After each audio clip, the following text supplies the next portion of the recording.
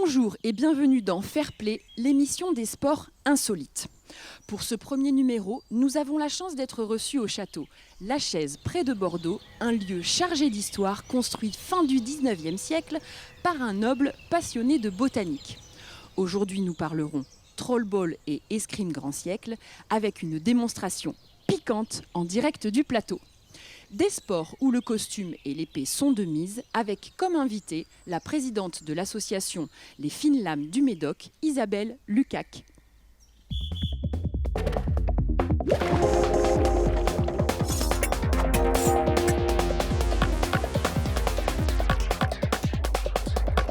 Si je vous dis tête de troll, épée en mousse, deux équipes qui s'affrontent, entre sport collectif et jeu de rôle, Fair Play vous invite à découvrir le trollball. Suivez-moi. Et nous voici directement au cœur de l'action sur un terrain de trollball. Venez à découvrir avec moi ce sport complètement étonnant.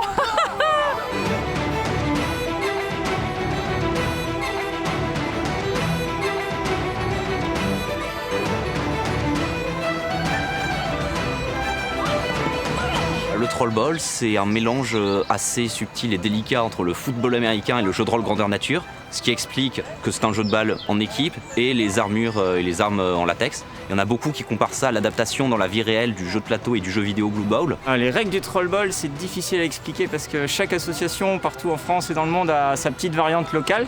Mais de manière générale, il va y avoir deux équipes, en général de 5 joueurs, qui vont s'affronter au moyen d'armes de GN, qui sont des armes avec une structure en fibre de verre et un revêtement en mousse qui les rend inoffensives, mais qui permettent quand même de jouer à la bagarre en toute sécurité. On a une tête de troll, on doit marquer des points et on se tape dessus avec des épées. Dès qu'on est touché, on est mort. Et ensuite, on recommence. La compétition, c'est un petit peu les gros moments qu'on a durant l'année. On a une ligue en été et une ligue en hiver. La ligue en été est réservée plus aux débutants, ceux qui veulent découvrir. Et en hiver, c'est plus les gens expérimentés qui font de leurs équipes avec chacun un thème. On a des légionnaires, on a des vikings, on a des barbares. Chacun fait son équipe et le principe, c'est de remporter tous les matchs ou un maximum pour avoir le plus de points à la fin et remporter le trophée. Et ce qui est bien là-dedans, c'est que vu qu'on connaît tous ses adversaires à l'avance, on peut essayer de créer toute une stratégie derrière en choisissant les classes qu'on sait qu'ils vont être le moins à l'aise pour essayer de les surprendre. Et c'est toute la partie anticipation qu'on a moins quand on improvise le dimanche. C'est ce qui fait le trollball aussi dans toute sa splendeur. Et de temps en temps, on s'invite. Nous, ça nous est arrivé à Toulouse, les Toulousains, ça leur est arrivé de venir. On a reçu les gens de Saintes aussi récemment et on est allé chez eux. Mais par contre, on joue avec les règles locales à chaque fois. Donc il n'y a pas de compétition à l'échelle nationale ou comme ça.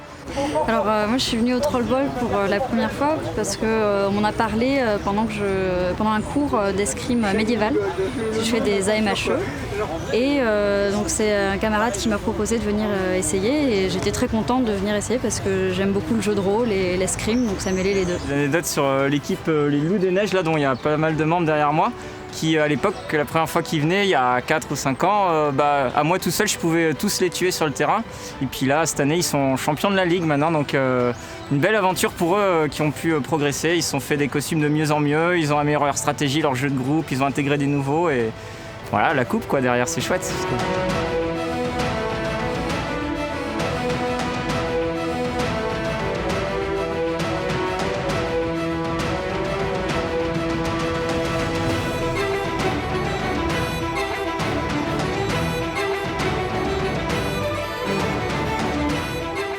En direct du plateau de Fair Play, l'émission des sports insolites. Et nous recevons donc aujourd'hui Isabelle Lucac, qui est présidente de l'association d'escrime artistique. C'est comme ça qu'on dit. Bonjour Isabelle. Bonjour Betty et merci de m'accueillir. C'est moi qui suis ravie de t'accueillir pour ce premier numéro de Fair Play. Donc tu es ici pour nous parler de ta discipline, l'escrime artistique. Est-ce que tu peux nous dire en quelques mots ce que c'est ? Bien sûr. Alors l'escrime artistique, c'est une escrime ancienne, mais aussi de spectacle. On la retrouve essentiellement au cinéma, également au théâtre. Et je vais vous donner 3 exemples. Dans les films de KPDP, on a vu Jean Marais dans Le Bossu avec la botte de Nevers, puis par exemple Vincent Pérez dans Fanfan la Tulipe, et plus récemment Jérôme Rebard dans une série télévisée que j'aime beaucoup, Nicolas Le Floch, qui m'a inspirée d'ailleurs pour pas mal de mécénettes. Et des personnages qui nous font rêver. Tout à fait. Hein.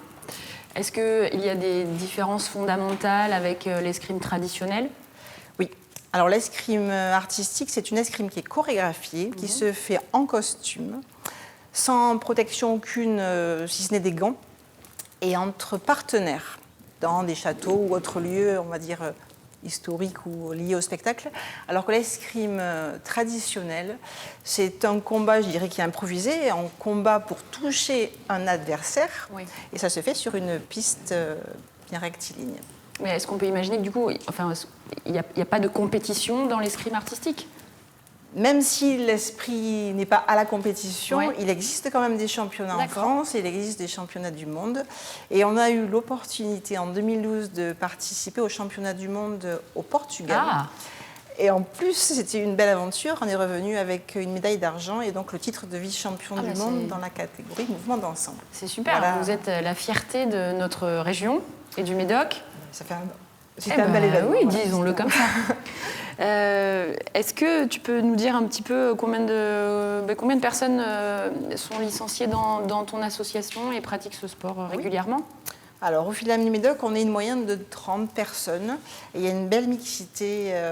Alors, plus d'hommes dans la partie médiévale, mais au niveau du 17-18e siècle, l'époque grand siècle essentiellement, il y a autant d'hommes que de femmes. Ah, Et voilà, ça, c'est une bonne nouvelle. Ça fait plaisir. aujourd'hui en 2019, c'est une très bonne nouvelle. Aujourd'hui, on a la chance, moi j'ai la chance d'être habillée avec une de tes robes que tu as bien voulu nous prêter, et puis 2 autres modèles. Est-ce que tu peux nous dire si ce sont des reconstitutions, ou plutôt de vraies robes historiques ? Alors, ce sont des costumes d'inspiration historique et en fin de compte qui sont adaptés au spectacle. Donc on peut les coudre nous-mêmes, on peut les faire sur mesure, les trouver dans des brocantes, les trouver dans des vieux théâtres. Voilà, c'est une vraie caverne d'Ali Baba à la recherche, j'allais dire, de costumes, de parures pour représenter tel ou tel personnage que l'on a envie de jouer sur scène en fin de compte. Oui, il est nécessaire de se documenter pour être au plus près de ce qui se faisait à l'époque. Mais on laisse une part à l'imagination aussi un petit peu quand même. C'est D'accord. pas de la reconstitution historique, mais voilà, on essaye Très bien. de faire un mélange des deux. Alors, vous vous demandez sûrement comment on est passé des grosses épées médiévales aux fines rapières. Je vous propose un petit document, c'est le point histoire de Fair Play, et on se retrouve tout de suite après. Au Moyen-Âge, les combattants sont équipés d'épées et d'armures de plus en plus lourdes et complètes. Il ne s'agit plus de grandes armées, mais bien plus souvent de nobles, des chevaliers bien équipés. Au XVe et VIe siècle, la façon de se battre évolue. Avec l'apparition de l'artillerie, des armes à feu ainsi que l'utilisation en masse de mercenaires, l'armure lourde et l'épée ne sont plus appropriées à cette nouvelle manière de se battre. Le mousquetaire devient alors la norme au XVIIe siècle. Le combattant étant dorénavant équipé d'une arme à feu, le mousquet, et d'une épée fine et légère, comme la rapière. Ce type d'épée favorise également une pratique qui perdura jusqu'au XIXe siècle en France, le duel. C'est de cette pratique que naîtra l'escrime du spectacle. Alors, on est de retour sur le plateau de Fair Play. Isabelle nous a amené quelques spécimens des armes qu'elle utilise. Est-ce que tu peux nous les présenter, s'il te plaît ? Bien sûr. Alors, contrairement aux lourdes épées médiévales dont les lames sont larges et tranchantes, les épées du XVIIe et XVIIIe siècle vont être de plus en plus légères. Alors ici, ce sont des armes, effectivement, des reconstitutions. Donc les lames sont fines. Alors pourquoi, effectivement, plus de finesse dans l'arme ? C'est pour une meilleure maniabilité de celle-ci, et afin que les bretteurs aient une bonne dextérité pour sauver leur peau ou celle de leur dulcinée. Et alors, chez toi, c'est décoré avec ce genre de... Il y en a quelques-unes. Oui. Entre autres, là, c'est un fleuret, donc plus, on va dire, pour le duel de cour. Voilà, il y a des rapières, épées de cour et une dague qui, elle est effectivement, est similaire à un couteau. On appelle ça aussi une main gauche ou une J'ai l'impression que ça fait miséricorde. presque plus féminin qu'une... Bon, c'est moi, hein, mais voilà. Elle sert en deuxième arme. D'accord, en deuxième arme. Et toi, du coup, depuis quand tu pratiques ce sport ? Fin 2006 seulement, Ça fait 13 ans quand même. à peine, oui. Donc tu commences à Et être je très me bien fais aguerri. plaisir, oui, je me fais plaisir. D'accord, il y a quelqu'un qui t'a mis sur le chemin de cette discipline ? Alors, au tout début, j'allais dire oui. C'est une discipline donc, que j'ai commencé tardivement Ça a été un rêve d'enfance réalisé. Et au bout de 2 mois de pratique, j'ai eu la chance de rencontrer maître Claude Carliez, qui était le maître d'armes du cinéma et président de l'Académie d'armes de France également. Et je l'ai suivi dans tous ses stages en France pratiquement. Je suis devenue une de ses élèves. Et donc, on va dire que j'ai une bonne formation. D'accord. Le maître, non. L'élève a-t-elle dépassé son maître? Non. Pas encore? Bon. Non. Le but, c'est de faire plaisir, de progresser par contre. Mais c'est un partage, c'est vraiment une aventure passionnante et pour moi exceptionnelle. Très bien. Alors Isabelle me disait tout à l'heure en coulisses que toute la famille pratiquait l'escrime artistique. Et du coup, moi, je me suis demandé si ça leur arrivait au cours d'un petit conflit familial de résoudre ça par un combat d'épée. Je ne sais pas, dans un repas animé, on parle politique et entre fromage et dessert, Pam. Je réfléchis. J'allais dire, à part des réponses au tac, ou alors quelques petits duels avec des baguettes chinoises, ça c'est déjà arrivé, mais ça reste ludique. Non, voilà, je vais dire que l'escrime, le duel est un challenge pour réaliser justement des rêves, pour combattre des doutes. Enfin, voilà, dans la vie, on a besoin, j'allais dire, de faire des challenges. Et par contre, sur scène, certains spectateurs m'ont déjà fait la remarque que quand je combattais avec mon mari ou contre mon mari, on avait l'impression que c'était des scènes de ménage, parce qu'on y mettait pas mal de fougue. Tu m'as d'ailleurs raconté une petite anecdote et je pense que ça peut intéresser nos téléspectateurs. Je ne sais pas, mais oui, une anecdote, outre les phrases d'armes, il peut y avoir des cascades, il peut y avoir des gifles. À cette occasion, c'était une gifle qui a été un peu plus virulente qu'elle n'aurait dû l'être, de ma part. Et mon mari donc, a fait un beau pivot sur lui-même, ce qui a provoqué une risée du public. Enfin, en fin de compte, la scénette a été amusante. Ça a été une belle impro. Une belle fin de scène. Très bien. Voilà. Bon, je crois que c'est l'heure de faire un petit tour du côté de l'association des fines lames du Médoc et de voir un petit peu comment se passent les entraînements.